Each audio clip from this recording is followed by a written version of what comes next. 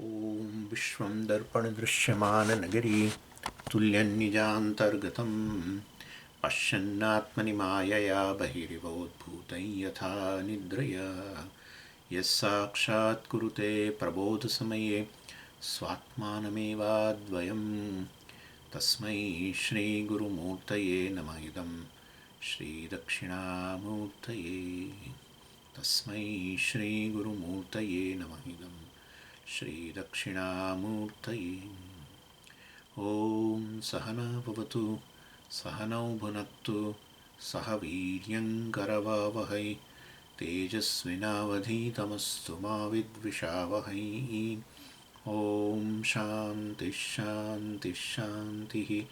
सदाशिवसमारम्भां शङ्कराचार्यमध्यमाम् अस्मदाचार्यपर्यन्तां वन्दे गुरुपरम्पराम्।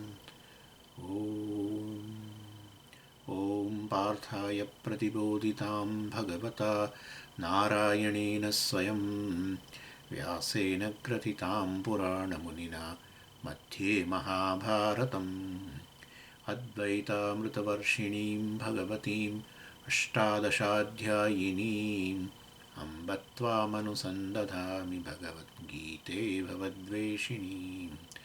यं ब्रह्मा वरुणेन्द्ररुद्रमरुतः स्तुन्वन्ति दिव्यैस्तवैः वेदैः साङ्गपदक्रमोपनिषदैः गायन्ति यं सामगाः। ध्यानावस्थिततन्गतेन मनसा पश्यन्ति यं योगिनः यस्यान्तं न विदुःसुरासुरगणाः। देवाय तस्मै नमः देवाय तस्मै। આપણે છઠ્ઠા અધ્યાય જે છે એની સમરી જોઈ રહ્યા છીએ, એનો સાર છઠ્ઠા અધ્યાયનો ધ્યાન યોગ. અને એની અંદર આપણે જોયું કે ધ્યાન બે પ્રકારના હોય છે. ગઈ વખતે વાત કરી હતી. ધ્યાન બે પ્રકારના હોય છે. એક છે ધ્યાન જેને આપણે ઉપાસના કહીએ છીએ, જેમાં ભગવાનના સગુણ રૂપનું જે તે એક રૂપમાં ધ્યાન થઈ શકે છે. વિશ્વરૂપમાં ધ્યાન, વિશ્વરૂપમાં એટલે વિભૂતિનું ધ્યાન. વિશ્વરૂપમાં ધ્યાન એટલે આખું આમ વિશ્વ આમ ભગવાનનું એવું તો ના આવે, તો પણ તમે ઈશ્વરને એક રૂપમાં જોવાને બદલે અનેક રૂપમાં જુઓ, એમ વિભૂતિ. અને વિભૂતિ કહેવાય જ્યાં પણ તમને લાગે કે આ તો બહુ અદ્ભુત વસ્તુ છે, તમારે તરત જ આપણે મનમાં વિચારવાનું છે કે આ ઈશ્વરની વિભૂતિ છે. કેમ ઈશ્વરની વિભૂતિ છે એવી કલ્પના કરવાની? એવું નહીં, કારણ કે આ તો જગત ઈશ્વર છે એ હકીકત છે. એ આપણે હકીકત બરાબર ન સમજી શક્યા હોય એ જુદી વસ્તુ છે, પરંતુ એ હકીકત છે. અને માટે જગતમાં જે કંઈ છે જો ઈશ્વર હોય તો પછી ક્યાંક આવો ચમકારો દેખાય, મતલબ કે આ પ્રકારનું, તો એ વસ્તુ એને ઈશ્વરની વિભૂતિ રૂપે જરૂર કહી શકાય. એટલે આ રીતે એક રૂપ અનેક રૂપ ધ્યાન, એના કારણે ચિત્તની શુદ્ધિ થાય, ચિત્તની ઊંડાઈ વધે, આપણા અંતઃકરણની ઊંડાઈ. ધ્યાન જેટલું આ પ્રકારનું હોય એટલે આપણી અંતઃકરણમાં ઊંડાઈ વધે, એટલે વસ્તુને ગ્રહણ કરીએ ને પછી ટકે. ઊંડાઈ હોય ત્યાં વસ્તુ ટકે, નહીં તો નીકળી જાય. એટલે એ રીતે આ જ્ઞાન પ્રાપ્ત કરવાનું હોય તો એક તો મન શાંત હોવું જોઈએ, એકાગ્ર હોવું જોઈએ. એટલે એ રીતે પણ, અને ઈશ્વરની કૃપા આ રીતે ધ્યાન કરો એટલે પ્રાપ્ત થાય. એના કારણે બધા અવરોધો છે, ચંચળતા વગેરે ઓછી થઈ જાય અને ઊંડાઈ પણ પ્રાપ્ત થાય. એટલે કારણે વસ્તુ ટકે તો પછી એને એસિમ્યુલેટ કરી શકાય, એને આત્મસાત કરી શકાય. એટલે આ રીતે આ વસ્તુ કહેવામાં આવે છે. અને બીજી વસ્તુ એટલે ધ્યાન આ પ્રકારનું એક. બીજું ધ્યાન છે જ્ઞાન પ્રાપ્ત કર્યા પછી. પેલું જ્ઞાન પ્રાપ્ત કર્યા પહેલાં આ પ્રકારે અધિકારીત્વ આપે.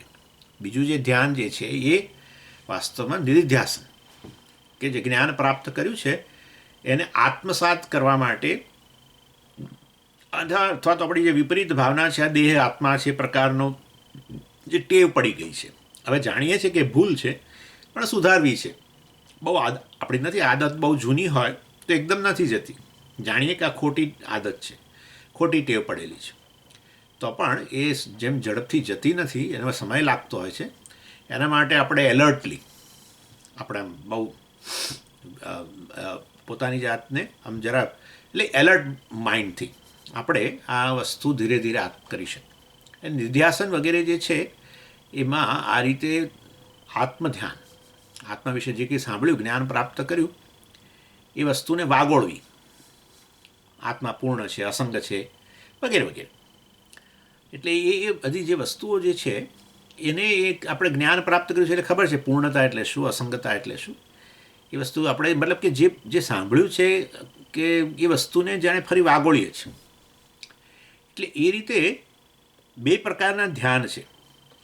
અને અહીંયા ભગવાન છઠ્ઠા અધ્યાયની અંદર કયા ધ્યાનની વાત કરે છે? નેચરલી નિધિધ્યાસનની. કારણ કે બીજા, ત્રીજા, ચોથા અધ્યાયમાં ભગવાને જ્ઞાન તો આપી દીધું. હવે જ્ઞાનને આત્મસાત કરવું જેથી કરીને સંસારમાંથી મુક્તિ. જેટલી વાર આપણે દેહ હું છું એટલું એવું આપણને જ્યારે એ જે વસ્તુ આપણા મનની અંદર આવ્યા કરે તો ભાઈ સંસાર લાગે જ આપણને. સંસાર એટલે મર્યાદા, અનેક પ્રકારની મર્યાદાઓ. એકવાર દેહને આત્મા કહો ને એટલે પછી મર્યાદાઓ આવી ગઈ, પરતંત્રતા આવી ગઈ. કારણ કે દેહ પરતંત્ર છે, દેહ પરિચ્છિન્ન છે. અને માટે દેહની મર્યાદા મારી મર્યાદા. શેના પર પણ, શેના પર પરતંત્ર? દેહ કાળને પરતંત્ર. દેહ કાળને અધીન છે નેચરલી. એટલે હું કહું હું કાળને અધીન છું એટલે મારા જન્મ મૃત્યુ છે, આ બધી અવસ્થાઓ, પ્રૌઢાવસ્થા, વૃદ્ધાવસ્થા મારી છે એવું બધું લાગે. ખરેખર તમારી છે જ નહીં. તમે તો બધી અવસ્થાઓમાં હતા. જે બધી અવસ્થાઓમાં હોય, અવસ્થાઓ જતી રહે પણ તમે હાજર રહ્યા કન્ટિન્યુઅસ, તો તમે તો એના સાક્ષી જ થયા. એટલે એ તમારો અનુભવ છે, પરંતુ એ વસ્તુ ધ્યાનમાં જ નથી આવતી. અને હવે ધ્યાનમાં આવી કે હું તો સાક્ષી વગેરે છું, પણ તે આત્મસાત કરવાનું છે આપણે. એનીવે, એટલે આ રીતે નિધિધ્યાસન બહુ જરૂરી છે. અને એ તો પછી જ્ઞાનનું ફળ આપણને મળે. જે જ્ઞાન બુદ્ધિમાં છે, જાણે કે આત્મસાત કર્યું, અર્થાત જાણે આપણી વ્યક્તિત્વમાં ઉતર્યું એમ કહેવાય. આ લોકો પ્રેક્ટિસ કરતા હોય. પ્રેક્ટિસ કેવી હતો? અને પ્રેક્ટિસ કહો. ભગવાન જે પેલો અભ્યાસ શબ્દ વાપરે છે ને એ એમાં વાપરી શકાય. વૈરાગ્યને અભ્યાસ એને તું કહું તે વૈરાગ્યને ગૃહ્યતે. એટલે અભ્યાસ અને વૈરાગ્ય એના માટે બહુ જરૂરી છે. વૈરાગ્ય એટલે પછી બીજી બધી વસ્તુઓમાંથી આપણું મન મુક્ત બન્યું હોય. હજુ ક્યાંક રાગ વગેરે હોય તો પછી મન ધ્યાન કરવા બેઠા હોય ત્યાં જાય. એટલે ચાલો, એટલે પછી એટલે ભાઈ આ છઠ્ઠો અધ્યાયની જે છે એની અંદર 6 ટૉપિક છે. પહેલો છે ટૉપિક એ આપણે ચર્ચા કરી હતી, બહિરંગ સાધનો. એટલે જીવન પદ્ધતિ, જીવનશૈલી આપણી અમુક પ્રકારની હોવી જોઈએ. જો આ ધ્યાનને આપણે અપનાવવું હોય, નિર્ધ્યાસન કરવું હોય, છેવટે આ વસ્તુ માટે આપણને કિંમત હોય, જ્ઞાન માટે, જ્ઞાનનું ફળ, મોક્ષ વગેરે માટે આપણને મૂલ્ય હોય, તો પછી આ જીવનશૈલી અમુક પ્રકારની હોવી જોઈએ જેથી કરીને ધ્યાન આપણું સફળ બને. પછી બીજો ટૉપિક જે છે એ અંતરંગ સાધન. અંતરંગ સાધન એટલે ધ્યાન સમયે જ. અંતરંગ એટલે જે નજીક, બહિરંગ એટલે દૂર એટલે એક ધ્યાન સમયે એ જીવનશૈલી અપનાવી એવું ના હોય. જીવનશૈલી એક સામાન્ય, જાગ્રત કાળે અમુક પ્રકારનું આપણું જીવન હોય તો આપણે જ્યારે ધ્યાન કરવા બેસીએ તો પછી આપણે ચિત્ત ટકે, મતલબ કે એ ધ્યાન સફળ બને. એની બીજો ટૉપિક અંતરંગ સાધન એટલે ધ્યાન સમયે કેટલીક વસ્તુ, ક્યાં બેસવું, કેવી રીતે બેસવું, કયા સમયે બેસવું, એ બધું એ અંતરંગ સાધન કહેવાય બધા. ત્રીજું છે ધ્યાનનું સ્વરૂપ, એટલે ધ્યાનની પ્રક્રિયા શું છે વગેરે. મેડિટેશન એટલે શું એમ. અને ચોથો છે ધ્યાનનું ફળ, ચોથો ટૉપિક. નિધિધ્યાસનનું ફળ અહીંયા આપણા સંદર્ભમાં છઠ્ઠા અધ્યાયમાં તો. એટલે અને પાંચમો ટૉપિક છે ધ્યાનના પ્રતિબંધ. ધ્યાન કરવા બેસો તો એની સામે કયા આપણે પ્રતિબંધો જાણવા પડે. અને પ્રતિબંધો જાણીને એકવાર પ્રતિબંધ જાણીએ તો પછી એનો પરિહાર થાય. રોગ જાણીએ એના લક્ષણો તો બરાબર છે, પણ એનું કારણ આપણને ખબર હોય તો પછી એની નિવૃત્તિ થાય. એવી રીતે આ પ્રતિબંધ પણ જે છે, ધ્યાન કરવા બેસો ત્યારે અનેક ઓબ્સ્ટિકલ લાગે, અનેક પ્રતિબંધ લાગે છે, તો પ્રતિબંધનો પરિહાર, પ્રતિબંધ જાણો કયા કયા છે ને એનો પરિહાર એટલે એને નિવૃત્તિ કેવી રીતે કરવી. અને છઠ્ઠો ટૉપિક છે જે ઇન્સિડન્ટલ, એટલે એ ખરેખર ધ્યાન યોગને અંતર્ગત નહીં, પણ એવું ભગવાને છેલ્લે યોગ ભ્રષ્ટની ચર્ચા કરી. અને કારણ કે અર્જુન થોડો નિરાશ તો થયો હતો એવું માની લઈએ છીએ આપણે કે ચંચલમ હિ મનઃ કૃષ્ણ પરમાથી બલવત દૃઢમ, એ પણ કહ્યું એણે. અને પાછું પેલું કહ્યું કે આ જ્ઞાન પ્રાપ્ત હું ન કરું તો, આ જ્ઞાન પ્રાપ્ત ન કરું તો પછી શું થાય? દાખલા તરીકે અમે તો મને જ્ઞાન આપ્યું પણ આ જીવન મારું શરીર પડે પહેલાં મને આ જ્ઞાન ન મળ્યું તો શું થાય? પછી બધું પાછું નવેસરથી એકડો ઘૂંટવાનો એટલે ભગવાન એટલે જોયું કે આ નિરાશ થયો લાગે છે. એટલે ભગવાને પછી બહુ બધી બાહેધરીઓ આપી, ગેરંટી કાર્ડ એક પછી એક કાઢ્યા અને આપતા ગયા ભગવાન એટલે એ બધા એની ચર્ચા છેલ્લે પાછી આવી. ચાલો, હવે પહેલાં બહિરંગ સાધન, પહેલો ટૉપિક, અને એમાં મેં તમને કહ્યું હતું 1-9 શ્લોક અને 16મો અને 17મો શ્લોક. વચ્ચે પાછી બીજી ચર્ચા આવી, એટલે 1-9 અને 16-17, 16 અને 17. એમાં ભગવાને કહ્યું કે જો તારા જીવનશૈલી આ પ્રકારની અપનાય. શું તો કે પહેલાં તો જીવનની, એટલે તારે જાગ્રત કાળે તું બધી બહુ પ્રવૃત્તિ કરું છું, તો કેટલીક પ્રવૃત્તિ સ્વાર્થહીન પ્રવૃત્તિ કર. આ સર્જન જે છે તારી સામે એ હું જ છું, એટલે તું જે કંઈ કરું જગતમાં એવી ખાલી ભાવના કર કે હું તને ખબર જ હશે, જ્ઞાન તો તારે મેળવેલું જ છે અને મળી રહ્યું છે, તો વાસ્તવમાં એક આ પ્રકારની ભાવના તો કર કે હું આ જગતમાં જે કંઈ કરું છું એ ખરેખર ઈશ્વરને અર્પણ થઈ રહ્યું છે, કારણ કે જગત ઈશ્વર છે વગેરે વગેરે.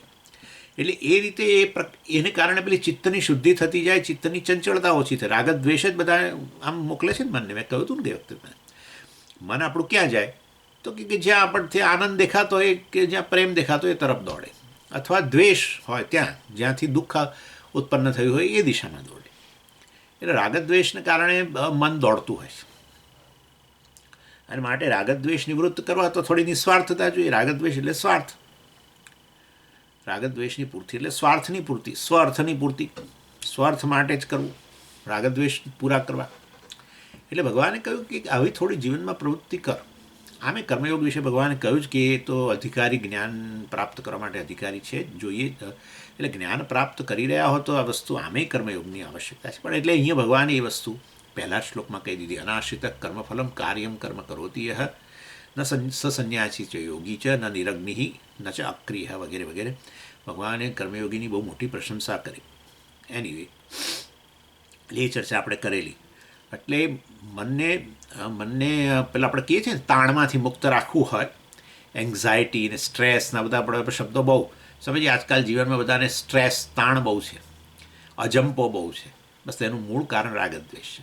એટલે અને એવું હોય તો પછી ક્યાં ધ્યાન થવાનું છે? અજંપો બહુ જ હોય છે આપણા જીવનની અંદર. એટલે આપણે બેઠા હોઈએ એક જગ્યાએ, તેથી આપણે અજંપામાંથી મુક્ત છે એવું નથી હોતું. આપણું મન ખૂબ જ અતિશય દોડાદોડ કરતું હોય છે અને અથડાતું હોય છે કેટલી જગ્યાએ. એનીવે, એટલે સંઘર્ષ, મતલબ જેને કહીએ ને આપણે મનમાં સંઘર્ષ, એટલે આ નિસ્વાર્થતાથી સંઘર્ષ ઓછો થાય. સ્વાર્થ હોય ત્યાં સંઘર્ષ આવે, અને એને કારણે તાણ, અજંપો બધું હોય. રાગદ્વેષ પૂરા થશે કે નહીં, મેં આ ઈચ્છ્યું છે અને મારે જોઈએ જ છે, મળશે કે નહીં મળે, મળશે કે નહીં મળે.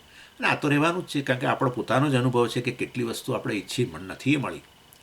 એટલે આ અત્યારે મારી ઈચ્છા છે, આ વસ્તુ પૂરી થવી જોઈએ, થશે કે નહીં થાય, થશે કે નહીં થાય, તાણ જ છે ને. ભય પણ હોય, પૂરી તો આમ લાગે કે આ પૂરી થશે, પણ આમાં આ વ્યક્તિ અડચણરૂપ છે, પેલી વ્યક્તિ આમ કંઈ પણ. એટલે ભયથી અજંપો બધું હોય. જ્યાં સુધી તમારું ઈચ્છિત ફળ ન મળે ત્યાં સુધી તમને અજંપો રહેવાનો, અને ના મળે તો પછી નિરાશા. એટલે મન આ રીતે સતત આપણું સ્વાર્થ માટે, સ્વાર્થ હોય રાગદ્વેષની પૂર્તિ માટે દોડાદોડ કરતું હોય, તો પછી આ રહેવાનું, તો ધ્યાન ન થઈ શકે. ધ્યાનમાં બેસો તો પણ કોઈ ફેર ન પડે. એટલે થોડું જીવનમાં આવી નિસ્વાર્થતા. જે વ્યક્તિને મોક્ષ જોઈએ છે એના જીવનમાં તો પછી ઘણી બધી નિસ્વાર્થતા, ઘણી બધી. જેટલે અંશે નિસ્વાર્થ એટલે અંશે પવિત્રતા, એટલે અંશે શુદ્ધિ અંતઃકરણ વગેરે. એમાં પેલી ભાવના ખાસ. નહીં તો ઘણા લોકો પ્રવૃત્તિ તો બહુ કરતા હોય છે, સામાજિક સેવા ને બધું, પણ તેથી જ્ઞાનના અધિકારી બને છે એવું નથી હોતું. ખૂબ સામાજિક સેવાઓ બધી કરનારા લોકો જ્યારે આવી રીતે ભગવદ્ ગીતાના કે યજ્ઞને, જ્ઞાન યજ્ઞ વગેરેમાં આવીને બેઠા હોય, તરત સૂઈ જાય, ઇન્સ્ટન્ટ સૂઈ જાય. નામ ના પાય મારાથી, પણ આવું મેં જોયું જ છે. જે પોતે જ ઓર્ગેનાઇઝ કર્યું હોય પાછું એમણે કે ચાલો હા, એટલે બહુ બધી પ્રવૃત્તિ, સામાજિક સેવાઓ ખૂબ કરતા હોય, સવારથી રાત સુધી બહુ જ.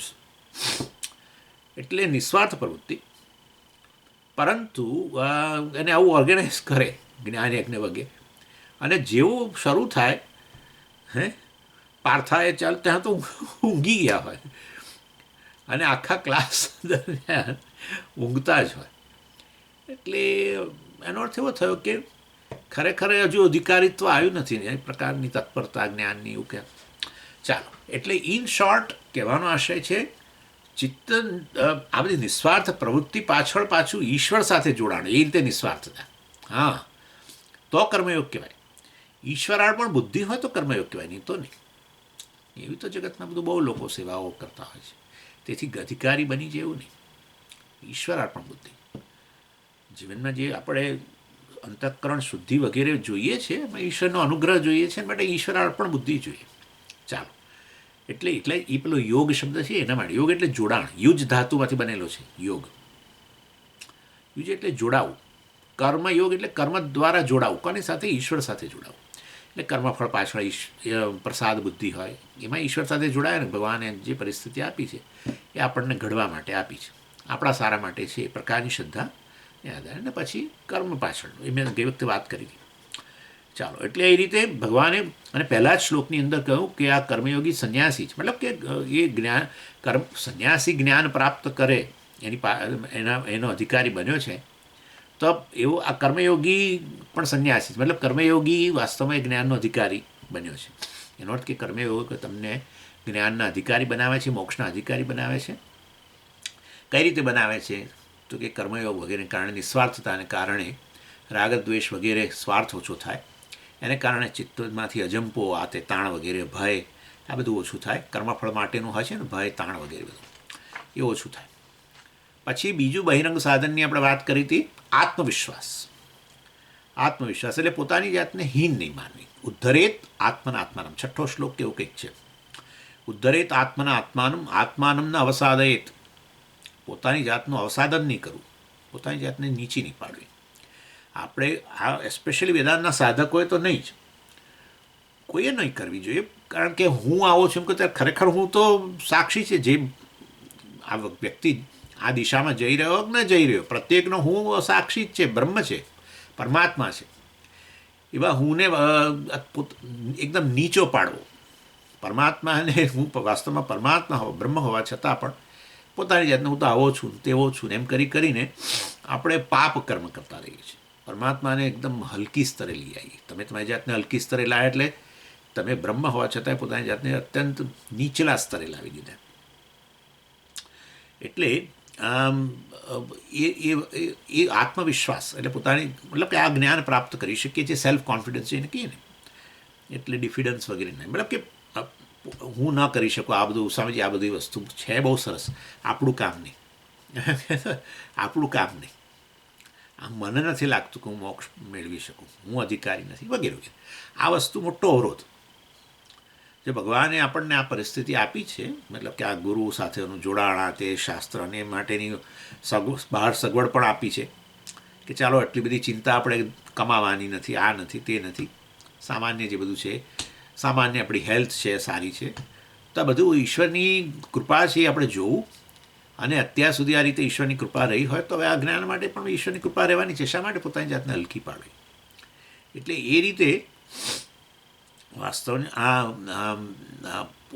આ બીજો ટૉપિક જે ભગવાને કર્યો એ આત્મવિશ્વાસ. અને ત્રીજું જે છે એ પછી ભગવાને કહ્યું જીતાત્મના શબ્દ વાપર્યો એક જગ્યાએ, એટલે સેલ્ફ કંટ્રોલ. એટલે આત્માને જીતેલો એટલે અહીંયા શરીર, મન, બુદ્ધિ પર કંઈક અંશે પોતાનું નિયંત્રણ. પ્રત્યેક વસ્તુ બહુ મૂલ્યવાન છે. ઇન્દ્રિય જે છે, આપણી એક ઇન્દ્રિય તમે ગણો, એક ઇન્દ્રિયનું બિલિયન્સ ઓફ ડોલર હોય તો પણ નકામ.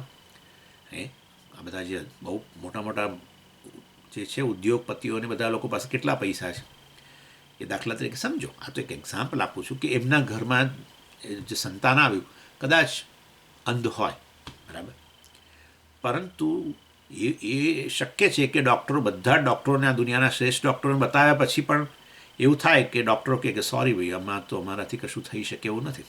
આવું શક્યતા છે જ.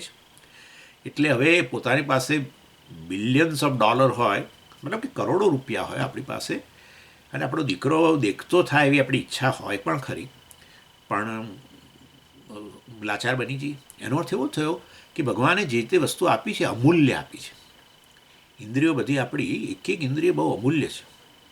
એટલે બિચારા એવા ઉદ્યોગપતિઓને, આવા ધનવાન લોકો થોડીક મોટી ઉંમરે થાય ત્યારે કાન જતા રહે કે આંખ જતી ઓછી દેખાતું થાય કે કંઈ બીજી તકલીફો હોય ઇન્દ્રિયોના સ્તરે, ચાલી ના શકે એવું એ બને. કર્મેન્દ્રિયોની તકલીફ હોય, કશું ઉચકી ના શકે એવું બને, હાથ વગેરે પણ ન ચાલતા હોય, પગ ના ચાલતા હોય. આ બધું શક્ય જ છે, જોઈએ જ છે આપણે. એનો અર્થ એવો થયો કે પૈસાથી આ બધું મળતું નથી. એનો અર્થ એવો થયો કે વાસ્તવમાં આ વસ્તુઓ બહુ જ અમૂલ્ય છે. અને જો અમૂલ્ય વસ્તુઓ હોય પણ, અને સાદું બીજી રીતે તમને કહું કે આ બધું બન્યું છે પંચમહાભૂતમાંથી. આપણી પાસે ગમે એટલા પૈસા હોય તો પણ એક પણ મહાભૂતની આપણે ઉત્પત્તિ ન કરી શકીએ. બરાબર છે? એ મહાભૂતો ભગવાને બેઝિક મટીરિયલ આપેલું છે, એમાંથી પછી આપણે આપણી બુદ્ધિને એના આધારે ટેકનોલોજી સાયન્સને બધાનો ઉપયોગ લઈને એક વસ્તુ બનાવીએ જુદી વસ્તુ છે. પણ મૂળ વસ્તુ પંચમહાભૂતો એનું આપણે સર્જન ન કરી શકીએ. તો પંચમહાભૂતો બધીમાંથી બનેલી ઇન્દ્રિયોને પણ આપણે એનું સર્જન ન કરી શકીએ. એનું કોઈ મૂલ્ય જ નથી. અને આ રીતે વાસ્તવની અંદર એક એક શરીરથી માંડીને એક એક વસ્તુઓ જે છે અમૂલ્ય છે. અને માટે અને બધા તો ભગવાને તમને આપ્યા છે સાધનો તરીકે. શરીર સાધન છે, અને આ ઇન્દ્રિયો વગેરે, કર્મેન્દ્રિયો, જ્ઞાનેન્દ્રિયો, અંતઃકરણ બધું સાધન જ છે. એટલે આટલા અમૂલ્ય સાધનો આપ્યા હોય તો એ અમૂલ્ય સાધનોનો તમે ઉપયોગ કરવો જોઈએ, અર્થાત એ તમને અધીન હોવા જોઈએ, તો શ્રેષ્ઠ કામ થાય. કારણ કે અમૂલ્ય છે. એટલે તમને સારામાં સારા ઇન્સ્ટ્રુમેન્ટ આપ્યા હોય, સાધનો, પરંતુ આપણા વશમાં ન હોય, પરંતુ આપણે એને વશ હોઈએ તો ધાર્યું કામ ન થાય. અને માટે વાસ્તવની અંદર આ કહેવામાં આવે છે કે આ જીતાત્મન એટલે આત્મવાન શબ્દ. ઘણા આચાર્યો આ શબ્દ આત્મવાન એટલે આત્માને ધરાવે છે, અર્થાત આત્મા પર નિયંત્રણ. આત્મા એટલે અહીંયા શરીર, મન, બુદ્ધિ વગેરે, ઇન્દ્રિયો વગેરે પર આપણું એ સાધનો છે. અને માટે એના પર આપણું પ્રભુત્વ કંઈક અંશે હોવું જરૂરી છે. અને એના માટે જ કઠોપનિષદમાં પેલી રથની કલ્પના કરેલી યાદ કરો. અને એમાં બધું કહ્યું ને કે આ શરીર રથ છે, અને ઇન્દ્રિયો ઘોડા છે, અને મન છે એ લગામ છે, અને પેલો જે સારથી છે, આપણો બુદ્ધિ સારથી છે, અને જીવાત્મા અંદર બેઠેલો છે, એ યાત્રા કરી રહ્યો છે આ ઘોડાગાડી, આ રથમાં. એટલે એ દ્વારા બતાવ્યું કે વાસ્તવમાં એના પ્રભુત્વમાં હોવું જોઈએ. કારણ કે એનો માલિક છે, આ રથનો સ્વામી છે જીવ. તો પછી આ બધા જે બુદ્ધિ, જે ડ્રાઈવર જે છે, અને આ આપણું મન જે છે એ પેલું શું છે ને કહો, સ્ટિયરિંગ વ્હીલ છે, અને આખી ગાડી, અને એમાં પેલા પૈડા વગેરે છે એ તમે એને આ રીતે ઇન્દ્રિયો વગેરે ગણી શકો. અને બાકીનો બધો ભાગ છે, ચેસિસ વગેરે વગેરે, એને એ બધું તમે એને તમે આ શરીર ગણી શકો. એ રીતે રથોની કલ્પના અત્યારે જાણે ના રહે તો મોડર્ન એક્ઝામ્પલ કાર વગેરે. પણ એટલે છેવટે બધું કાર કોના માટે છે? પેલો કારમાં બેઠેલો સ્વામી છે એના માટે છે. એટલે એ વાસ્તવમાં ડ્રાઈવર પણ એનું કયું કરતો હોવો જોઈએ. ડ્રાઈવરને કહેવામાં આવે કે ભાઈ તું મને આ જગ્યાએ લઈ જાય, એટલે ડ્રાઈવર બીજી જગ્યાએ લઈ જાય. એટલે ડ્રાઈવર જે છે બુદ્ધિ કે મન, સ્ટિયરિંગ વ્હીલ કે પેલા પૈડા હોય, પેલું ચેસીસ, સાથે બધું. એટલે આપણું શરીર પણ તમે જુઓ તો ઇન્દ્રિયોથી નિયંત્રિત છે. જેમ કારના પૈડા જે છે આખી કારને નિયંત્રિત કરે, જે દિશામાં પૈડા વળે એ દિશામાં પેલું વળે જ નેચરલી આખું વાહન. એટલે એક પૈડા ખાડા તરફ જાય તો આખું, એટલે ઇન્દ્રિયો જે છે એ આ શરીરને નિયંત્રણ કરે છે. ઇન્દ્રિયો જે દિશામાં જાય એ દિશામાં શરીર જાય. એટલે ઇન્દ્રિયો તમે એને પૈડા ગણી શકો. એનીવે, પણ ઇન શોર્ટ એ એ રથની કલ્પના, એટલા રથરૂપક, એને રૂપક કહીએ આપણે, કે કલ્પના મતલબ. તો એ શાના માટે આપવામાં કે ભાઈ ચિતાત્મન વાસ્તવમાં એને પણ. અને વસ્તુ ત્યાં કઈ સદઅશ્વાહા દુષ્ટ અશ્વાહા, કે વાસ્તવની અંદર આ અશ્વો જે છે એ સારા હોય તો ગંતવ્ય સ્થાન તદ્વિષ્ણુ પરમમ પદમ, વિષ્ણુનું પદ પ્રાપ્ત કરવા માટે, વિષ્ણુને પ્રાપ્ત કરવા માટે, વિવેષ્ટિથી વિષ્ણુ બ્રહ્મ, અર્થાત મોક્ષ પ્રાપ્ત કરવા માટે આ ગંતવ્ય સ્થાન પર નીકળેલા છે ખરા, રથ કહો કે કાર કહો, જે કહો તે. પરંતુ તે રથ કે આ કાર ગંતવ્ય સ્થાન જ્યાં જવાનું છે ત્યાં ન પહોંચે એવી શક્યતા પૂરેપૂરી રહેલી છે. કારણ કે ઇન્દ્રિયો અને અર્થાત ચાલો પેલો ડ્રાઈવર જે છે કે આ કાર વગેરે કશું નિયંત્રણમાં નથી, તો પેલા જીવને છેવટે ખાડામાં પાડે. પછી આગળ ચોથો ટોપિક જે છે, શેની વાત કરું છું, મૂળ પહેલો ટોપિક બહિરંગ સાધન, એની અંદર આ બધા કર્મયોગ, પછી આત્મવિશ્વાસ, અને પછી ત્રીજું મેં તમને કહ્યું પ્રમાણે આ જીતાત્મા, અર્થાત આ કંઈક અંશે આ બધા સાધનો, અમૂલ્ય સાધનો પર આપણું નિયંત્રણ. પછી ચોથો ટોપિક જે છે એ ભગવાને કહ્યું કે પ્રત્યેક તારી જાગ્રત કાળની પ્રવૃત્તિ છે ને એમાં તું થોડું એમાં મોડરેશન હોવું જોઈએ. એટલે અતિ સર્વત્ર વર્જયિત, કોઈ પ્રવૃત્તિમાં અતિરેક ન કરવો, એમાં બધું આવી ગયું. અને એની અંદર વાસ્તવમાં તમે કંઈક પ્રવૃત્તિ કામ કરતા હો તો પછી આખો દિવસ કામ જ કરો, એ ખોટું. તો કામ બિલકુલ નહીં કરવું, બેસી રહેવું, એ પણ ખોટું. પછી ઊંઘવું તો કેટલું, બહુ જ ઊંઘ લેવી એ ખોટું. બિલકુલ ઊંઘ નહીં લેવી એ પણ ખોટું. ભોજન લેવું બરાબર છે, પણ અતિશય જમવા બેસો એટલે આપણે નિયંત્રણ ન રહે આપણા જમવાના ઉપર. અતિશય તો પણ નકામ, બિલકુલ ના જમીએ તો પણ નકામ. એટલે આ રીતે ભગવાને પછી બીજું બધું લઈ શકાય. વાતો કરીએ તો પછી બસ વાતો જ કરીએ આખો દિવસ. કોઈ ઘરમાં ના મળે તો પછી ફોન પર વાતો કરીએ, અને ઘરમાં હોય તો પછી ફોન પર વાત ના કરીએ, ઘરમાં લોકો જોડે સતત વાતો. ના તો હવે તમે કહ્યું ના એટલે હવે હું બિલકુલ મૌન જ થઈ જઈશ, કોઈ પૂછશે ને એને જવાબ નહીં આપું, એ નકામ. એટલે આ તો એટલે કહેવાનો આશે ભગવાને કહ્યું નાત્યશ્નતસ્તુ યોગોસ્તિ ન ચૈકાંત મનશ્નત 16મા શ્લોકની અંદર કહ્યું. બહિરંગ સાધનમાં મેં તમને કહ્યું 1 થી 9, 16 અને 17, એટલે 16-17માં ભગવાને આ ચર્ચા કરી. આ ચોથો સબ ટોપિક કહી શકો. કશાનો અતિરેક નહીં, કોઈ પ્રવૃત્તિમાં જાગ્રત કાળે અતિરેક નહીં. ખાવું પીવું, ઊંઘવું, બેસવું, બોલવું, કશાની અંદર અતિરેક નહીં. ચાલવા જવું એટલે બસ ચાલ્યા જ કરવું. અને પછી પાસે એટલે તમે આવું કહ્યું ને, બહુ ટીકા કરીને ચાલવાને હવે બંધ જ કરી દઉં કાલથી, બિલકુલ ચાલવાનું બંધ કરી દઉં, એ પણ નહીં. એટલે ભગવાન કહે છે અતિ સર્વત્ર વર્જયેત, કોઈ પણ પ્રવૃત્તિમાં અતિરેક નહીં, કશી વસ્તુમાં અતિરેક નહીં. ઓવરઓલ બીજું ખરું, ઇન્દ્રિયો થકી જે ભોગવી છે એમાં અતિરેક નહીં. એમ જાગ્રત કાળે કોઈ પણ પ્રવૃત્તિ એટલે આ બીજું બધું વસ્તુ, કોઈ પણ વસ્તુમાં અતિરેક ન જોઈએ. એ અતિરેક શું બતાવે છે કે આપણે ગુલામ થઈ ગયા છે. નહીં તો શા માટે અતિરેક, મતલબ કે આપણે એના પર નિયંત્રણ નથી રહ્યું. અને તો પછી આપણે ઈચ્છીએ છીએ સ્વતંત્રતા, મુક્તિ, મોક્ષ જોઈએ છે, અને આપણે વાસ્તવની અંદર આ રીતે ગુલામ બની જઈએ તો કોઈ કામ ન ચાલે. માટે પેલો ગોલ્ડન પાથ કે ને, ગોલ્ડન મિડલ પાથ, બસ બિલકુલ નહીં એવું નહીં, અતિશય એવું પણ નહીં.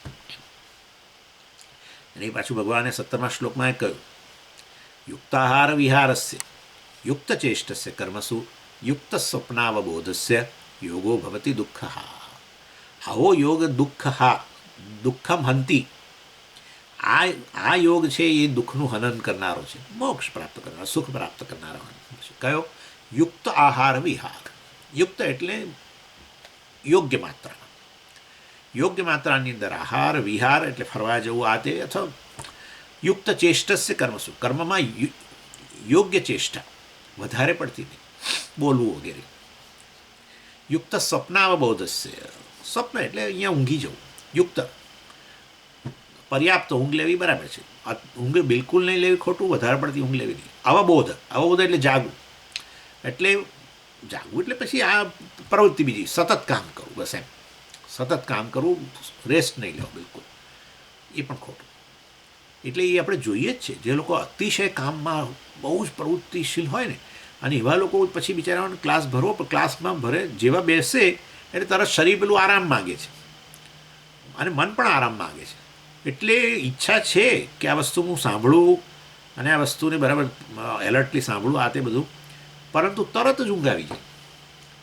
લોકો નકામા છે એવું નહીં, પણ આ અતિશય પ્રવૃત્તિને કારણે પછી હવે થોડો બેસીને આરામ કરીને પછી આ વસ્તુ જ્યારે કરવાની, તેને બદલે સીધો આરામ ક્યારે મળે? જેવા ક્લાસમાં બેસે ત્યારે જ આરામ, એ આજુબાજુ આરામ જ નહીં. એટલે આ બધી વસ્તુઓ આપણે કેવો અવરોધરૂપ બને છે, એ ભગવાને અહીંયા એટલે આ ચોથી પહેલાં બહિરંગ સાધનની અંદર કહ્યું આ તારી જીવનશૈલીમાં આવું પરિવર્તન કર, થોડું ઇન્દ્રિયો વગેરે પર તારું નિયંત્રણ હોય, શરીર વગેરે પણ, અને બધી તારી પ્રવૃત્તિની અંદર પણ યોગ્ય માત્રા હોય, આત્મવિશ્વાસ હોય, જીવનમાં નિસ્વાર્થ પ્રવૃત્તિ હોય, આવી જીવનશૈલી જો હશે તો તારું ધ્યાન તું જાગ્રત કાળે જ્યારે બેસીશ તો સફળ થશે. પછી આ થયું પહેલો મુખ્ય ટોપિક, બહિરંગ સાધન જીવનશૈલી કેવી હોવી જોઈએ ધ્યાન સફળ બનાવે. બીજો ટોપિક છે અંતરંગ સાધન, ધ્યાન સમયે હવે તારે કેટલીક વસ્તુઓ કરવાની કે જેથી ધ્યાન સફળ બને. અને એ ટોપિક ભગવાને 10 થી 15 શ્લોકની વચ્ચે એની ચર્ચા કરી. અને અંતરંગ એટલે કે નજીકનું, ધ્યાનની નજીકનું અંતરંગ સાધન. પહેલું તો ક્યાં બેસીને ધ્યાન કરવું. એટલે એ ભગવાને કહ્યું એ સ્થાન જે હોય એ થોડું સ્વચ્છ જોઈએ. શુચૌ દેશે ભગવાને કહ્યું, તમને શ્લોક યાદ કરાવું છું, શુચૌ દેશે પ્રતિષ્ઠાપ્ય. એટલે એક તો સ્વચ્છ હોય અને બને ત્યાં સુધી આજુબાજુ લોકોની અવર જવર અને પ્રવૃત્તિ ન હોય.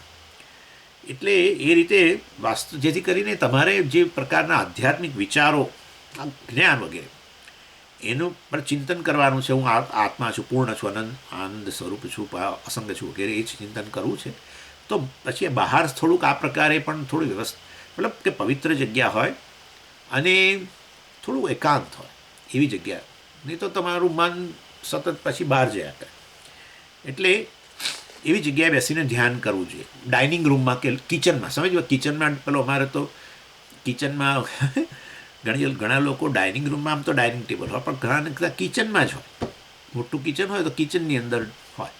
તો કિચનમાં બેસીને ધ્યાન ન થાય, કારણ કે આપણી આંખ વારે વાર ખુલે અને પછી જો કે કયા કબાટમાં કઈ વસ્તુ મૂકી યાદ આવે, એટલે ખાવાની વસ્તુ. એટલે આત્મધ્યાનને બદલે ભોજન ધ્યાન થાય. ઘણીવાર કિચનની અંદર તમે બેસો પણ કિચનમાં કંઈક સુગંધ આવતી હોય, મસાલાની કશુંક બનાવ્યું હોય, ભજીયા બનાવ્યા હોય સવારે, હજુ એની સ્મેલ ચાલતી હોય, કે સાંજે રાતે બનાવ્યા હોય હજુ સ્મેલ હોય. આ બધી વસ્તુ પછી આધ્યાત્મિક વિચારોનું ઉત્તેજન ના આપે. એટલે યોગ્ય જગ્યા હોવી જોઈએ અને થોડી ક્લીન હોવી જોઈએ. એટલે લોકો કહે છે અમારે તો બાથરૂમ બહુ ક્લીન છે તો અમે તો બાથરૂમમાં બેસીને ના થાય ભાઈ. એટલે જરા વિચારવાનું. એટલે મેં શુચવનો અર્થ કર્યો પવિત્ર. એવું અમારે બાથરૂમ તો સમજી બેક્ટેરિયા ફ્રી, અમે તો આને રોજે એનાથી સાફ કરીએ છીએ, તેમ સાફ કરીએ છીએ. અને ખાલી હું બારણું છે જાડું કરી દઉં તો કોઈ અવાજ અંદર ના. એટલે એ તમે સમજી શકો છો, પવિત્રતાની જે વાત કરું છું એ જુદી વસ્તુ છે. એટલે પહેલું સ્થાન, કયું સ્થાનમાં બેસો છે મહત્વનું છે. બીજું છે સમય, કયા સમયે બેસવું. એટલે એવા સમયે બેસવું કે તમારું મન સામાન્ય રીતે સાત્વિક હોય. મતલબ કે રજોગુણ અને તમોગુણનો પ્રભાવ ના. રજોગુણ એટલે શું? મન ચંચળ, ઓવર એક્ટિવ, આખી દુનિયામાં ફરે. જેવા બેસો એની સાથે મન ફરવા માંડે. જ્યારે કામ કરતા હતા ત્યારે મન જોડે રહેતું હતું, પણ જેવા બેઠા એટલે મન બધે ફરવા માંડ્યું. એટલે મનમાં રજોગુણનો પ્રભાવ ન જોઈએ, તમોગુણનો પ્રભાવ ન જોઈએ, જે સૂઈ નહીં જઈએ છે. પણ સમય મન તો હું બેસું છું ને એની સાથે ઊંઘ આવી જાય છે ધ્યાનમાં, તો શું કરું? તો ઊભા થવાનું. ઊભા થઈ અને ઠંડા પાણીથી માથું ધોઈ નાખવાનું. ઠંડા પાણીથી, શિયાળો ઉનાળો જે હોય તે, ખાલી ઠંડા પાણીથી એક જ વાર માથું ધોશો ને. માથું એટલે ખાલી ચાલો મોઢ, ચહેરો કે આંખોમાં થોડી ઘણી છાલક વગેરે, તો પછી નહીં આવે. બિલકુલ ઠંડુ પાણી વાપરશો ને તો તમારું મન પહેલે દિવસે જો એને ચમકારો લાગશે ને આમ શરીર પર, મનને થયું કે આ બહુ વધારે છે, તો બીજે દિવસે એ ઊંઘવાનો પ્રયત્ન નહીં. કારણ કે પાછું ફરી નહીં તો એ કરો, ઠંડા પાણીએ મોઢું ધોવું પડશે. એટલે ઠંડા પાણીએ મોઢું ધોવાની જે અનુભવ છે એ બાળકને એકવાર પેલું બહુ આમ જતું હોય અગ્નિ પાસે, તો એકવાર સહેજ આમ એને પેલું સહેજ આમ દજા, હવે અગ્નિ પાસે નહીં જાય ફરી. એના જેવી વસ્તુ છે. એટલે મન બાળક જેવું છે, દોડાદોડ બહુ કરે છે. તો પછી એને આ રીતે સહેજ ચમકારો આપી દો એકવાર કે હે મન, હવે તું ઊંઘવાનો પ્રયત્ન કરીશ તમોગુણને લીધે, તો પાછી ફરી આ તને ચમકારો અપાવીશું આ ઠંડા પાણીથી માથું ધોઈને. એટલે વાસ્તવમાં ઘણા લોકો આવું કરતા હોય છે. એક ભાઈ તો, આ તો મેં તમને મોઢાનું કહ્યું, પણ એ તો શું કરે, ઠંડા પાણીના 2-4 ટમ્બલર જ માથે રેડી દે. અને ત્યાર પછી એમનો પોતાનો અનુભવ, ને હું એને સાચો જ માનું છું, ત્યાર પછી એમને ક્યારેય ધ્યાનમાં ઊંઘ આવી નથી, કદી નહીં. એ ઠંડા પાણીએ માથું, ઠંડુ પાણી શિયાળાની અંદર ઠંડા પાણી માથા પર રેડો. સમય શરદીથી એ કશું ના થાય, એ તો આપણે બધી કલ્પના છે. લોકો ગંગાજીની અંદર શિયાળામાં આપણા ફેબ્રુઆરીમાં ગયા બધા કેટલા લોકોએ ડૂબકીઓ મારી. ના પણ અમને તો શરદી થઈ ગઈ. તો બધા બીજા કારણો હોય. ગંગાના પાણીથી જો શરદી થતી હોય તો આપણા એ જે 160-170 લોકો હતા એમાંના કેટલાય ગયા ત્યાં, બધાને કંઈ શરદી નથી થઈ. એટલે બીજા કારણો હોય, શરદી થવા પાછળ બીજા કારણો હોય છે. એવી પ્રકૃતિ હોય ને, શરદી કફની પ્રકૃતિ હોય. ચાલો એટલે ઇન શોર્ટ કહેવાનો આશય એવો છે કે આ રીતે મન આપણે કયો સમય પસંદ કરો કે જ્યારે મન સત્વ હોય, રજોગુણ તમોગુણનો પ્રભાવ ન હોય, એટલે બહુ ચંચળતા ન હોય, મન ઇનએક્ટિવ બની જાય, ઊંઘ ઝોકા આવે વગેરે બધામાંથી મુક્ત હોય એવો સમય પસંદ કરવો. મન એલર્ટ હોય એટલે મન બહિર્મુખ પણ ન હોય અને મન ડલ પણ ના હોય. બહિર્મુખતા એ ડલનેસ નથી, ડલનેસ છે બહિર્મુખતા નથી. ડલ એટલે શું? ક્યાંય જતું પણ ઇનએક્ટિવ બની ગયું ના. બંનેનો અભાવ, ડલનેસનો અભાવ અને બહિર્મુખતાનો પણ અભાવ, એવું મન. અને એ છે એટલે સત્વ. મતલબ આમ નહીં તો ડલનેસ એટલે તમોગુણ ને બહિર્મુખતા એટલે રજોગુણ. પણ સ્વામીજી મારું મન તો ક્યારેય સાત્વિક હોતું જ નથી. આવો પ્રશ્ન થયો છે કે હું તો જ્યારે ઉઠું સવારે ત્યારે મારું તો મન આવું જ હોય છે. અને આજુબાજુ ઘરમાં કોઈ ના હોય ને ત્યાં તો શાંતિ હોવી જોઈએ, ત્યારે મારું મન તો શાંત હોતું જ નથી, બહુ જ અશાંતિ રહે છે. તો પછી બધા એના રસ્તા છે, આપણે વિચારીશું. એટલે મનને શાંત કરવું હોય ને તો તરત જ મનને ક્યાંયથી પકડી લઈ આવવાનું સાધન હમણાં વાત કરું જ છું. સીધું નાક દબાવું, મન તરત જ પાછળ હાજર થઈ જશે. જેવું નાક દબાવો ને મન ગમે ત્યાં હોય ત્યાંથી અહીં આવી જશે. છોડ નાક છોડ દે, હાથ છોડી દે. પ્રાણાયામને પ્રાણને નહીં તો રમણ મહર્ષિએ બહુ સરસ કર્યું. ચાલો પછી વાત કરું છું, એનો આવવાનું છે. એટલે છે બધા બહુ એ ઉપાયો છે. એટલે આ બીજું છે. અને સામાન્ય રીતે તમે જુઓ તો મન સત્વવાળું હોય છે, આપણે નોંધ નથી લેતા. સવારે ઉઠ્યા હોઈએ ત્યારે પેલો તમોગુણમાંથી નિવૃત્ત થઈ ગયા છીએ અને હજુ બધી પ્રવૃત્તિ શરૂ નથી કરી, એટલે રજોગુણ મન હજુ એટલું બહિર્મુખ નથી બન્યું. એ સમય એવો હોય છે, એટલા માટે જ લોકો સવારે ધ્યાન કરે સત્વને કારણે. પછી જેમ દિવસ આગળ વધે એમ થોડો રજોગુણને કારણે બહિર્મુખતા પ્રવૃત્તિ બધું વધે અને સાંજ પડ્યા પછી મન ડલ પડવા માંડે, એટલે તમોગુણ આવવા માંડે. એટલે સમય સારામાં સારો સમય સવારનો સમય છે. એટલે સવારનો એટલે પાછો કયો સમય સારો? કે 3 વાગે ઉઠી જાઓ પછી પેલું થશે, કારણ કે હજુ તમોગુણની પૂરી નિવૃત્તિ નથી થઈ, એટલે પછી ઊંઘ આવશે. એટલે એવા ખ્યાલમાં નહીં રહેવું બહુ. આપણે બહુ બધા બ્રાહ્મ મુહૂર્તમાં ધ્યાન કરવું ના, બધું બ્રહ્મ મુહૂર્ત એટલે જે બ્રહ્માજી ધ્યાન કરે એમને કરવા દો. આપણે એ બધા પડવાની જરૂર નથી. પરંતુ એનો અર્થ એવો નહીં કે 8 વાગે ઉઠીને કરવું, એવું એ નહીં. મેં કહ્યું એટલે આ મોડરેશન, બધી વસ્તુમાં મોડરેશન જોઈએ. 5 વાગે 6 વાગ્યાની વચ્ચે ઉઠ્યા કે આપણે ચાલો, હજુ ઘરના લોકો આપણને કહેતા નથી ચા બનાવવા માટે ના કરો, એટલે આપણે શાંતિથી બેસી શકીએ. 15-20 મિનિટ બેસવાનું હોય છે, બાકી કલાકો સુધી લોકો કે એવું ઈચ્છે છે કલાકો સુધી ધ્યાન કરો. કલાકો સુધી ધ્યાન ન કરી શકાય. 15-20 મિનિટ બસ. હંમેશા નાના એનાથી જ શરૂ કરવું ને. આમે મોક્ષ પ્રાપ્તિ સુધી ક્યારે આવું બેસવાની જરૂર. ઇનફેક્ટ વેદાંત તો બેસવાની જ વાત નથી કરતું, પણ ચાલો હવે અત્યારે તો આપણે તો બધાની જરૂર છે. વેદાંત યત્ર યત્ર મનોયાતિ તત્ર તત્ર સમાધય, જ્યાં જ્યાં મન જાય ત્યાં એને સમાધિ જ છે. એ સ્થિતિ પછી હવે ચાલો. એટલે આપણે એવો આગ્રહ આપણે તો રાખ્યો જ નથી કે વેદાંતિક ધ્યાન એટલે આંખો બંધ કરીને ધ્યાન કરવું, બેસી જવું એક જગ્યાએ, એ નથી. પરંતુ આપણે તો આવશ્યકતા છે, એટલે આ થોડી જરા બધી ટેવ પાડીએ પછી ધીરે ધીરે એવી સ્થિતિ આવે. એટલે આ બીજો કાળ, પહેલું થયું દેશ સ્થાન, કયો સ્થાન, પછી બીજું કયો સમય, પછી ત્રીજું છે આપણી શરીરની સ્થિતિ. એટલે વાસ્તવની અંદર ત્રીજું જે છે એ બરાબર છે, બેસવું ખરું, પરંતુ શેના પર બેસવું? આસન પર, નીચે નહીં. આસન લઈને બેસવાનું. અને આસન હંમેશા એની ભગવાને વાત કરી, તમે જાણો જ છો, ચૈલાજીના કુશોત્તરમ, પહેલાં આમ ને પછી આમ ને પછી કપડું ને વગેરે વગેરે. પરંતુ આપણે સાદું આસન આપણી પાસે હોય તો એ ચાલે, કે આપણે નીચે બેસતા હોઈએ તો આસન લઈને બેસવું, અને એવું આસન કે જેથી કરીને પછી આપણને શરીરમાં પગમાં કળતર ન થાય, એટલે થોડું પોચું આસન વગેરે. નહીં તો ઘણીવાર શું થાય કે આપણા દબાય, આપણા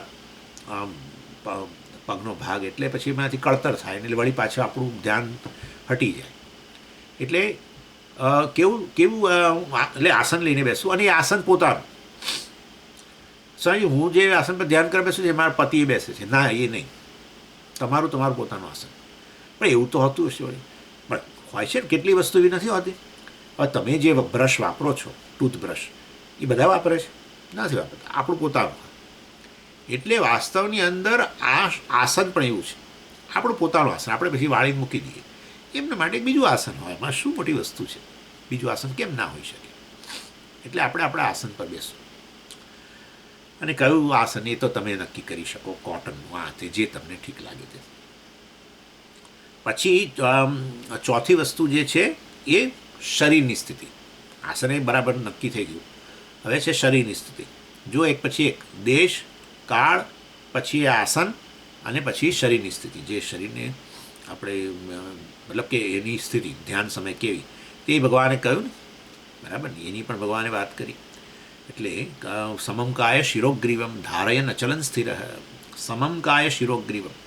સમમ એક લાઈનમાં, એક જ લાઈન. કાયા એટલે આપણો કરોડરજ્જુનો ભાગ. શિર મસ્તક, અને ગ્રીવા ડોકી. આપણું મસ્તક, ડોક અને આપણો કરોડરજ્જુ એક સીધી લીટીમાં. અને પલાઠી વાળેલી હોય. પલાઠીમાં સિદ્ધાસન વગેરે બહુ સરસ વસ્તુ છે. ધીરે ધીરે થઈ જાય. આપણે તો 15 મિનિટ બેસવું છે એટલે બહુ ચિંતા નથી. અથવા તો પદ્માસન, એ જાણો છો તમે, પદ્માસનમાં બેસવું. પણ અમે તો નીચે જ નથી બેસી શકતા, તો કેમ આવું કહો છો? બસ પેલા પર બેસો, ખુરશી પર બેસો. એવો આગ્રહ નથી, ખુરશી પર બેસો. પણ શરીરને આમ વાળી નહીં દેવાનું. એ આમ વાળો ત્યારે પછી એલર્ટનેસ મનની જતી રહે છે. એટલે જરાક આમ થોડા સીધા બેસો. અતિશય આમ કરીને બેસવાની એ જરૂર નથી. પણ લાગે આપણને કે આ મન, આપણી મસ્તક, કરોડરજ્જુ અને આપણી જે ડોક છે એક સીધી લીટીમાં છે, એટલું લાગે. એમ બેસો ને તો તમે એલર્ટ પણ રહેશો. એટલે અને પછી આંખોના પોપચા ઢળેલા, આમ કદી ધ્યાન નહીં થાય. આમ કરીને બેસશો તો સામાન્ય જસ્ટ તમે જોયું છે ને ભગવાન બુદ્ધનું, આપણને એમ લાગે કે જાણે નીચેથી સહેજ ખુલ્લી હોવું લાગે.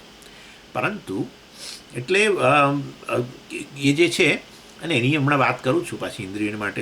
પાછું 5મો તબક્કો છે એની. ચાલો, એટલે પણ શરીરની સ્થિતિ આટલી તો આપણે નક્કી કરી શકીએ. આસન, પદ્માસન વગેરે હોય કે પછી ખુરશી પર બેસો. અને મૂળ તો આ સમમકાય શિરોગ્રીવ, એ 13મા શ્લોકમાં ભગવાને કહી આ વસ્તુ.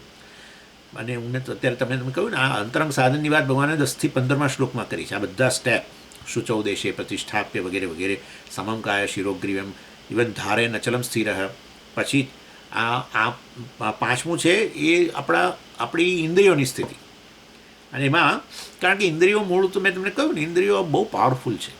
પેલા ઘોડાઓ યાદ કરો, ખેંચે, મનને ખેંચે, અને મન ખેંચાય એટલે પછી શરીરને ખેંચે, ઊભા કરી દે તમને. એટલે ઇન્દ્રિયોની અમુક સ્થિતિ હોવી જોઈએ ધ્યાન સમયે. હવે બાજુના ઘરમાં આપણે ઘણીવાર શું થતું હોય છે કે એક જ દિવાલ હોય, બરાબર, અને એમાં બાજુના ઘરમાં સવારના પોરમાં જ મોટેથી વાતો કરતા હોય, આપણને સંભળાય. એટલે આપણને એમ થાય કે એ લોકો શું વાતો કરે છે, મન એ તરફ જાય. અથવા બાજુના રૂમની અંદર, આપણા ઘરમાં બાજુના રૂમની અંદર આ દીકરો ઉઠીને સવારે ટીવી જોવા બેઠો, કંઈક આ તો એક્ઝામ્પલ છે. આપણને થાય કે શું કરે છે, શું આવ્યું ટીવીમાં, એમ કરીને આંખ ખોલી. એટલે આ બધી વસ્તુઓ ડિસ્ટ્રેક્શન છે. એટલે ઇન્દ્રિયોની સ્થિતિ, એટલે ભગવાને એ પણ કહ્યું, સંપ્રેક્ષ નાસિકાગ્રમ સ્વમ. એ ભગવાને ક્યાં વાત કરી? 13મા શ્લોકની અંદર. સંપ્રેક્ષ નાસિકા. સંપ્રેક્ષ એટલે આમ જાણે એવી રીતે જોઈ રહ્યા છો, આંખો બંધ છે, પરંતુ તમે અહીંયા નાકની નાસિકાગ્રમ, આ જાણે નાકની અગ્રભાગને તમે જોઈ રહ્યા છો એવું. એ જ વસ્તુ. અથવા તો ભગવાને બીજી સ્થિતિ પણ બતાવી ઇન્દ્રિયોની, ખાસ કરીને ચક્ષુ બહુ પાવરફુલ છે. એ એકવાર કશું દર્શન કરે ને પછી બીજી ઇન્દ્રિયોને લઈ જાય, મનને લઈ જાય, છેવટે શરીરને પણ લઈ જાય. કંઈક સારું જોયું, આ તે ખેંચાયા કરે. ઘણીવાર ન જોવાની વસ્તુ એ જોવા માટે બહુ જ તલપાપડ થઈ જાય. ચક્ષુ બહુ પાવરફુલ વસ્તુ છે. એટલા માટે જ આ ધ્યાનમાં ચક્ષુ તો ભલે અહીંયા પ્લગ નાખો કે ના નાખો, એ નાખવા પડે ઘણીવાર, જરૂર પડે તો. કાનની અંદર, પરંતુ આ તો ખરું જ આંખો ખુલ્લી રાખીને નહીં. અત્યારે આપણે આ પ્રારંભિક પ્રકારનું જે ધ્યાન છે એની વાત કરીએ છીએ. એટલે નિધ્યાસન હજુ શરૂ કર્યું છે ત્યારે, પછી આંખો ખુલ્લી હોય અને બધે તમે દર્શન બ્રહ્મના કરો કે હું જ આ બધું છે, બધું વસ્તુ એ તો બહુ શ્રેષ્ઠ છે, એ તો હાલતા ચાલતા બધું. અત્યારે આપણી સ્થિતિ નથી, એટલે આપણે બેઠા હોઈએ ત્યારે આંખની બંધ રાખવી અને આ રીતે, અથવા તો નાસિકાના અગ્રભાગને જોવું, અથવા ભગવાન કહે છે ચક્ષુઃ ચૈવાંતરે ભ્રુવોઃ મધ્યે ચક્ષુઃ, એટલે આ જે છે ભ્રમર જેમ કે ભ્રમર કે ને વચ્ચે ભાગ, બે ભ્રમરની વચ્ચેનો ભાગ, સોરી, એને ભ્રુવોઃ મધ્યે, ભ્રુવ એટલે ભ્રમર, બે ભ્રમરની મધ્યે અહીંયા જે છે એમ ત્યાં આપણે જાણે કે આંખને ત્યાં લઈ જઈએ છીએ બંધ કરીને. એ રીતે એ ભગવાને 5મા અધ્યાયમાં છેલ્લે જે પહેલાં મેં કહ્યું છેલ્લા 2-3 શ્લોકો એ જેમાં ધ્યાનની ચર્ચા કરી, એમાં 27મા શ્લોકની અંદર ભગવાને કહ્યું ચક્ષુશ્ચૈવાંતરે ભ્રુવો.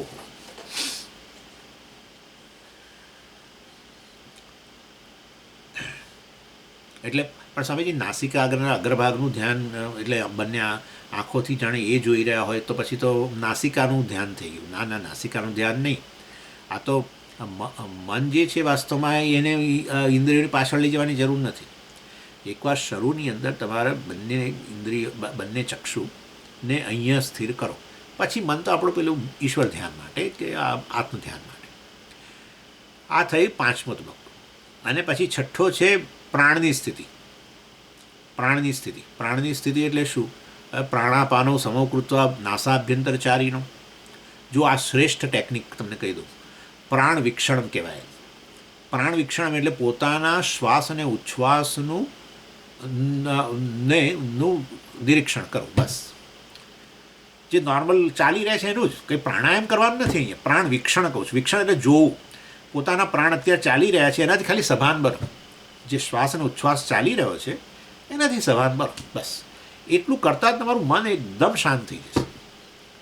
એટલે ભગવાને પ્રાણની સ્થિતિ પણ બતાવો. પ્રાણાપાનવ સમૌ કૃત્વા નાસાભ્યંતર ચારીનો, નાસિકા અભ્યંતર ચારીનો એટલે જઈ રહ્યો છે, આવી રહ્યો છે, બરાબર ને? ખાલી એ પોતાના પ્રાણની સભાન. કારણ કે પ્રાણ અને મનને બહુ જ સંબંધ છે. એટલે તમારું મન ડિસ્ટર્બ હોય ને તો તમે જોજો આપણા શ્વાસ પણ ઝડપી થઈ જતા, શ્વાસ ઉચ્છ્વાસ.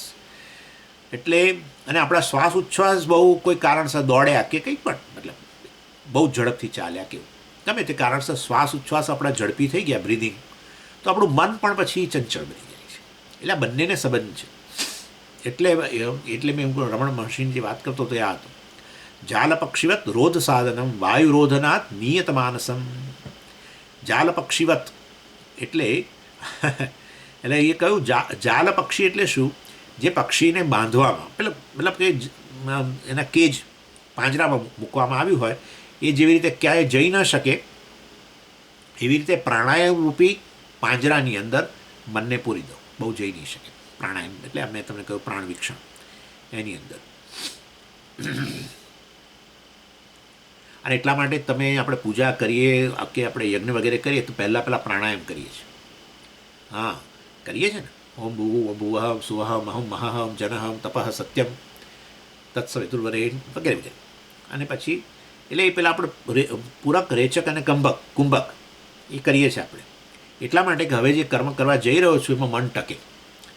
જ્યારે બેઠા તમે એને હજુ તો સંકલ્પ કરતા ત્યારે તો હજુ મન દોડતું હતું, પણ જેવું પ્રાણાયામ કર્યા એટલે મન અહીંયા આવી ગયું. કારણ કે મેં કહ્યું ને પ્રમાણે તમે જેવું નાક દબાવો ને, એનું નાક દબાવીશું ને સ્વામીજી એટલે તો એ હાજર થશે. એટલે ઘણા લોકો આવું, એટલે આપણે આપણું નાક દબાવીએ તો મન ગમે ત્યાં દોડતું હોય ત્યાંથી અહીંયા આવીને ઊભું રહી જાય. આ ક્યારે છોડી દેશે, ક્યારે છોડી દે, હવે તો સારું, છોડી દે તો સારું, હાથ લઈ લે તો સારું. એટલે એ રીતે આ 6ઠ્ઠો ફેક્ટર શેનો? પ્રાણની સ્થિતિ, પ્રાણાયામ.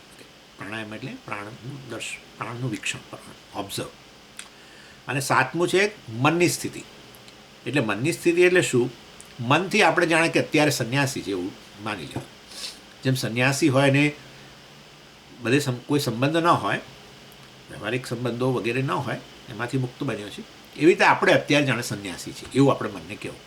એટલે મનને સંન્યાસી જેવી સ્થિતિમાં લાવવું. અર્થાત કે અત્યારે આ 15 મિનિટ દરમિયાન ખાલી મારે આત્મધ્યાન કરવાનું છે. હું એક જ અત્યારે મારો રોલ છે. મારા અનેક રોલ હોય છે, પિતા પુત્ર બધા, અને દરેકે દરેક રોલમાં તકલીફ હોય, ગુરુ શિષ્ય બધામાં. તમે તમારી જાતને ગુરુ કહો તો પછી અમુક તકલીફ તમને હોય શિષ્યો તરફથી. શિષ્ય હોય તો એમ થાય કે મને આ ગુરુ સામે વાંધો છે વગેરે કંઈ પણ. જે તે રોલ હોય ને એ રોલને અંતર્ગત સમસ્યાઓ હોય ને હોય જ. એ ગમે તે વ્યક્તિ ના હોય.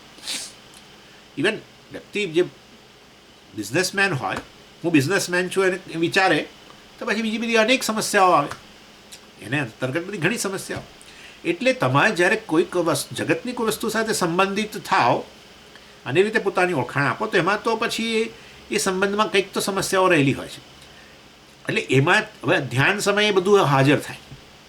એટલે આપણે શું કરવાનું, મનને કહેવાનું કે અત્યારે હવે હું આ 15-20 મિનિટ માટે કોઈનાથી સંબંધિત નથી, ખાલી બ્રહ્મથી, પરમાત્માથી, આત્માથી સંબંધિત છું.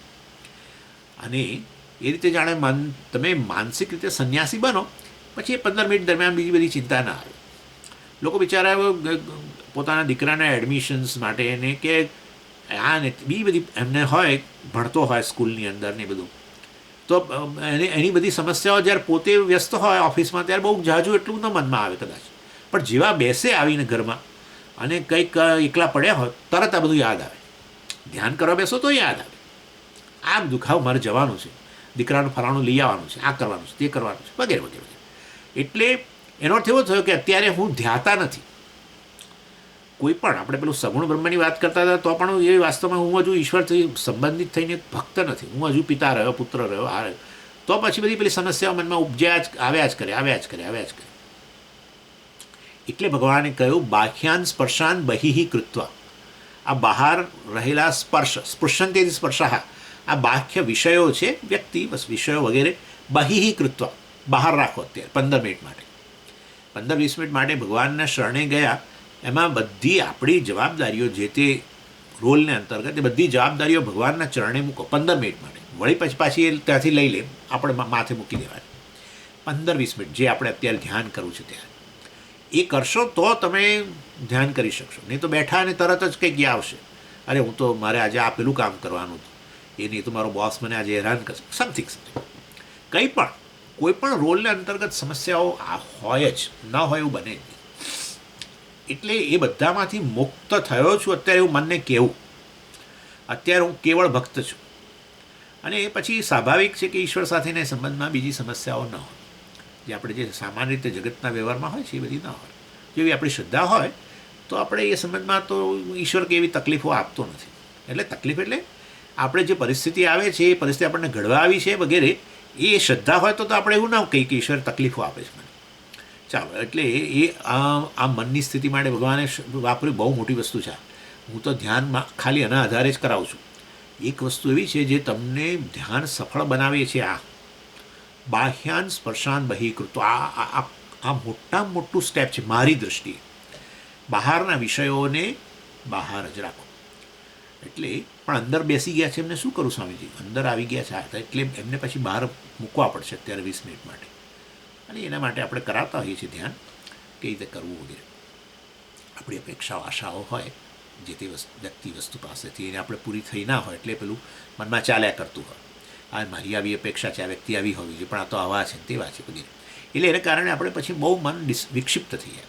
એટલે અત્યારે 15 મિનિટ માટે વાસ્તવમાં કેવું, ભાઈ આ વ્યક્તિ જેવી છે એનો અત્યારે હું સ્વીકાર કરું છું. મને ગમતું નથી પરંતુ અત્યારે હું એમનો સ્વીકાર કરું છું. એમ એવું કહીએ ત્યાર પછી પેલું ધીમે રહીને બહાર જાય. નહીં તો આશાના વિષયના રૂપમાં આપણા મનમાં આશા હોય કે એમના વિશે કંઈ અપેક્ષા હોય, એના વિષયના રૂપમાં એ મનની અંદર જ રહે. અપેક્ષા અહીંયા છે, અપેક્ષા બહાર નથી. એટલે અપેક્ષાનો જે તે જેની પ્રત્યે અપેક્ષા હોય એ અંદર જ રહે. અને એ અંદર હોય તો પછી ઈશ્વરનું ધ્યાન ન થવા દે, એ લોકો જ સામે હોય બધા. એટલે આ રીતે એના બહુ મહત્ત્વનો તબક્કો ભગવાને બતાવ્યો. પૂજ્ય સ્વામીજી હંમેશા આના પર જ ધ્યાન કરાવે, અને આ પહેલું કરાવે. કંઈ પણ ધ્યાન કરતાં પહેલાં આ તબક્કો બાહ્યાન સ્પર્શાન બહિઃકૃત, જગતને બહાર મૂકો. બહાર જ છે પરંતુ કેટલાક અંદર અપેક્ષાના રૂપમાં બેઠેલા છે, એમને બહાર આ રીતે અનલોડ કરો, એવું કહ્યું. અને પછી 8મો જે છે છેલ્લી કન્ડિશન છે બુદ્ધિની. અને બુદ્ધિની અંદર શું હોવું જોઈએ, કન્વિક્શન હોવું જોઈએ, ધ્યાનનું મૂલ્ય હોવું જોઈએ. આ બધું આપણે ચર્ચા કરી આ ત્યારે જ સફળ બને કે જ્યારે ધ્યાનનું મૂલ્ય હોય. ધ્યાન કરવાથી શું મળે? લો, આ પ્રશ્ન ઊભો થયો અને સમજો કે આપણે જવાબ નથી આપી શકતા. આ પ્રશ્નનો ઉત્તર આપણી પાસે છે જ નહીં. તો પછી એનો અર્થ એવો થયો કે ધ્યાનનું મૂલ્ય મને ખબર જ નથી. તો પછી આ બધું આગળ જે બોલી ગયા આ બધું ક્યાં થવાનું છે?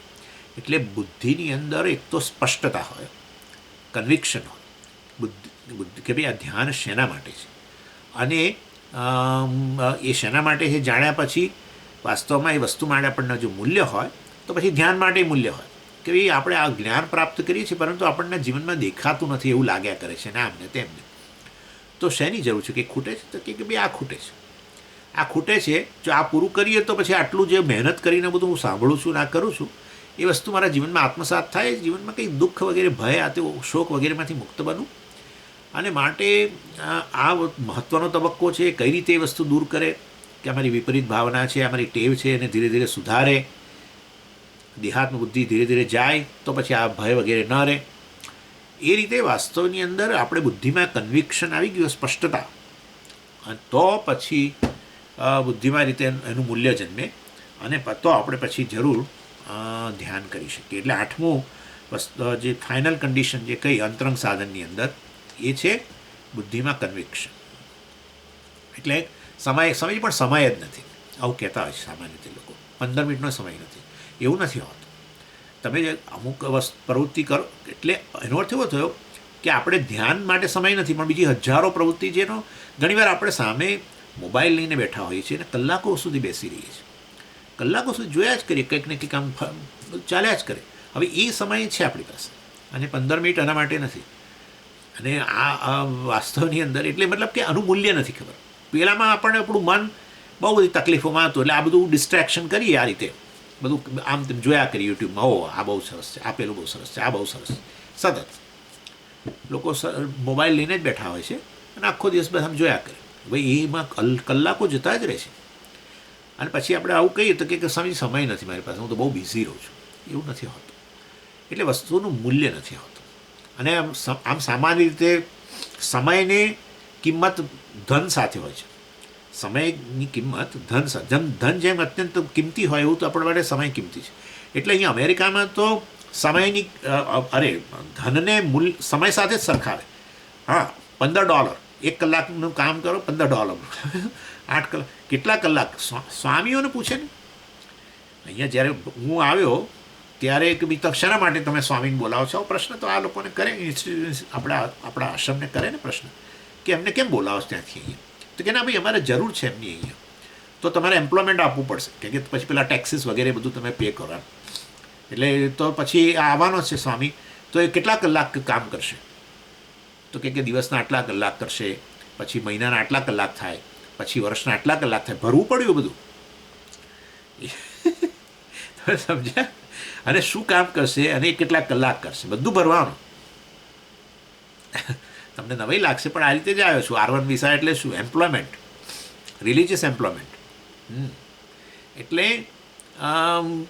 અહીંયા અમેરિકાની અંદર બીજા દેશોમાં હશે, આપણા ત્યાં બહુ એટલું નહીં પણ આપણા ત્યાં મહિનો એમ ગણીને કહીએ, મહિને આટલું પગાર તમારા તમે આટલા દિવસ નથી આવ્યા દિવસ એટલે આપણે દિવસના આધારે. અહીંયા કલાક. આઈ થિંક અમેરિકામાં યુરોપના દેશોમાં શું છે મને ખબર નથી પણ એવું જ હશે, કલાક $20 કલાકના વગેરે વગેરે આમ તેમ ફલાણું. એટલે એનો અર્થ એવો થયો કે ધન જે મૂલ્યવાન છે એને કોની સાથે આંકવામાં આવે છે?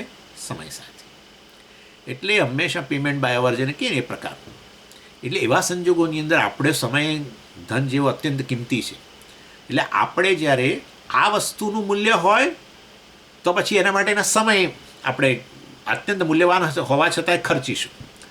પરંતુ આની સામે બીજી વસ્તુનું મૂલ્ય હોય તો સમય એમાં ખર્ચીશું આપણે. બસ આટલું જ છે. એટલે આ મન બુદ્ધિને છે ને આ સમજાવવું પડે કે ભાઈ બધી પેલી વસ્તુઓની જરૂર છે આપણું જીવન ચલાવવા માટે, ધન કમાવવું આ તે બધું બરાબર છે, જરૂર છે, સંબંધો આ તે, પણ આ વસ્તુની એટલી જ જરૂર છે કે કારણ કે વાસ્તવની અંદર ખરેખર મારા મનની સ્થિતિ જે છે, મારા મનની શાંતિ વગેરે એ શેના આધારે છે? નહીં કે હું જે ધરાવું છું એના આધારે મારા મનની શાંતિ, હું જે છું એના આધારે મનની શાંતિ હોય છે, નહીં કે હું જે ધરાવું છું. એટલે peace of mind does not depend upon what I have. Peace of mind depends upon what I am. આવી વસ્તુ છે.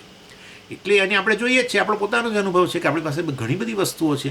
એ બધી વસ્તુઓનું પોઝેશન આપણી પાસે છે, આપણે એના માલિક છીએ, પણ તેથી મનની શાંતિ છે એવું તો છે જ નહીં. તો હવે તો એક જ રસ્તો રહ્યો કે હું જેવું મારું જાતને જાણું છું એ કદાચ મનની અશાંતિનું કારણ હશે. ખરેખર તો વાસ્તવમાં હું જે છું બરાબર યોગ્ય, હું કેવો છું એ જે જાણું આ ધ્યાન વગેરે દ્વારા, તો પછી મારા મનની શાંતિ જરૂર મને પ્રાપ્ત થશે. એટલે એ રીતે આ બધી કન્ડિશન, અંતરંગ સાધન જે છે એ અંતરંગ સાધન વાસ્તવમાં આ રીતે એનું અહીંયા વર્ણન કરવામાં આવ્યું. કયા શ્લોકમાં? 10-15, 10-15. અને એ પહેલાં મેં તમને કહ્યું 1-9 અને 16 અને 17 એની અંદર બહિરંગ સાધન વગેરેની આપણે ચર્ચા કરી. આંતરંગ સાધન 8 બધા, દેશ, કાળ, શરીરની સ્થિતિ, આ તે બધું એ અંતરંગ સ્થિતિ. અને પછી ભગવાન 18-32 શ્લોકની અંદર ધ્યાનનું સ્વરૂપ, એટલે ધ્યાનની પ્રક્રિયા અને ધ્યાનનું ફળ ને એ બધું બતાવશે. આપણે આવતી વખતે જોઈએ. ઓમ પૂર્ણમદ પૂર્ણમિદમ પૂર્ણાત પૂર્ણમુદચ્યતે પૂર્ણસ્ય પૂર્ણમાદાય પૂર્ણમેવાવશિષ્યતે. ઓમ શાંતિ શાંતિ શાંતિ. હરિ ઓમ શ્રી ગુરુભ્યો નમઃ. હરિ ઓમ.